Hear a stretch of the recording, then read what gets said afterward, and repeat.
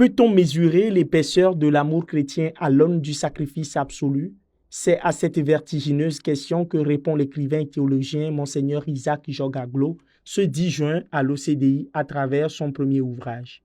Intitulé de manière christique « Il les aima jusqu'au bout », référence directe à l'évangile de Jean 13, verset 1, ce livre s'offre au public non comme une vaine mise en scène de soi, mais comme une véritable anamnèse spirituelle.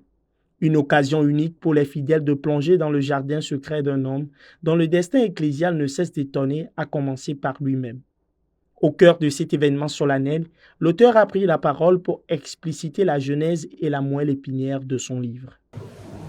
Pourquoi une autobiographie spirituelle en ce moment précis? Il y a deux raisons.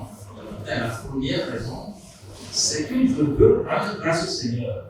En lisant ma vie, je me suis rendu compte qu'il y a quelque chose. C'est donc la première chose. La deuxième chose, j'ai voulu partager ce qu'il y a des deux et dire à tout le monde que nous avons une vie aux yeux de Dieu. Nous sommes un don de Dieu et chacun va essayer de découvrir la présence de Dieu dans sa vie. C'est les raisons qui vont essayer à écrire. Structuré en 11 chapitres évocateurs, l'ouvrage retrace le parcours sinueux qui a mené le petit enfant de Kpémé jusqu'au sommet de l'archidiocèse de Lomé. Devant une assemblée suspendue à ses lèvres, l'archevêque a confessé son propre émerveillement. « Je suis très étonné. D'abord, je ne pourrais pas imaginer que je sois évêque. Je vais d'étonnement en étonnement. » Pour les membres de la communauté de l'Arbre de vie divine, dont il est le père fondateur, cette biographie spirituelle fait office de texte fondateur. Nous verrons d'un côté comment, à travers le récit de la vie d'un petit enfant, se dessine déjà l'itinéraire de toute une communauté religieuse. Et de l'autre, la richesse toujours à découvrir d'un mystère que le livre tente de relever. Nous pensions en effet connaître notre fondateur. Mais cette biographie spirituelle vient offrir davantage de témoignages parmi lesquels nous voudrons souligner la dimension charismatique sous-jacente à l'ouvrage, la paternité fondatrice humblement mise en valeur et les premiers fruits que constitue la vitalité des communautés de l'Arbre de vie divine sous le regard bienveillant de son fondateur.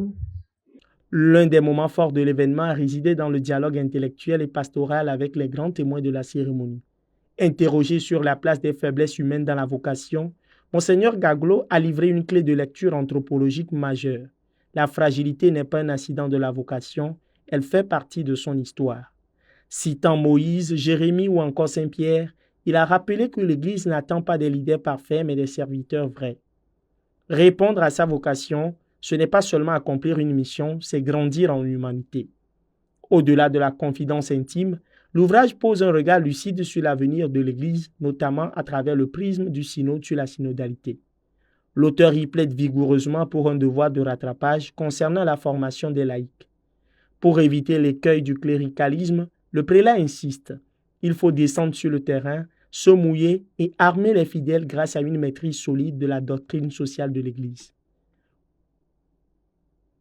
À l'heure où les questions de sens taraudent les consciences, ce livre se veut un manifeste d'espérance. S'adressant particulièrement à la jeunesse africaine, Monseigneur Isaac Jogaglo invite les jeunes à travailler fermement, à refuser de se laisser acheter et à prendre des risques pour l'Église et le monde. À la question de savoir si ce journal intime de son âme avait tout révélé, le prélat a répondu avec l'humilité qui le caractérise, s'en remettant à la providence pour un éventuel second tome. Une vie est un mystère, une vocation est un mystère plus grand encore. Je n'ai pas le sentiment d'avoir tout dit. Le dernier mot n'est pas encore donné. Un livre-étape, donc, qui laisse l'arbre de la foi continuer à déployer ses branches sous le ciel togolais.